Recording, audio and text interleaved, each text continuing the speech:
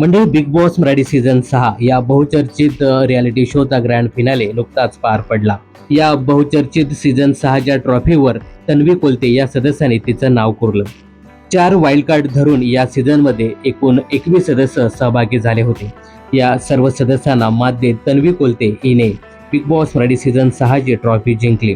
ट्रॉफीसह तिला कलर्स मराठीकडनं 15 लाख रुपये यासोबतच नवी कोरी इलेक्ट्रिक स्कूटी यासोबतच 10 लाख रुपये ज्वेलरी खरेदी करण्याचं गिफ्ट वाउचर यासोबतच राजा शिवाजी या चित्रपटातर्फे रितेश देशमुख यांनी छत्रपती शिवाजी महाराजांची मोठीशी प्रतिमा तिला भेट दिली। तन्वी कोलते विजयाची ट्रॉफी घेऊन बाहेर पडल्यानंतर पत्रकारांना दिलेल्या इंटरव्ह्यूमध्ये तिने बरेचसे मोठे खुलासे केले।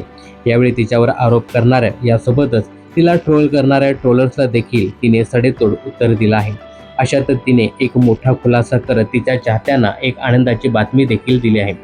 या संदर्भात बोलताना तन्वी म्हणाली, बिग बॉस हिंदीच्या नवीन पर्वामध्ये जर तिला ऑफर आली तर ती 100% बिग बॉस हिंदीच्या घरामध्ये जाण्याचा प्रयत्न करेल। तिथे देखील मराठी सारखाच खेळ दाखवून ती देखील विजयाची ट्रॉफी ते तिच्याकडे घेण्यास उत्सुक आहे। तर मराठी बिग बॉस जिंकल्यानंतर तन्वीचं पुढचं लक्ष हे हिंदी बिग बॉस असणार आहे।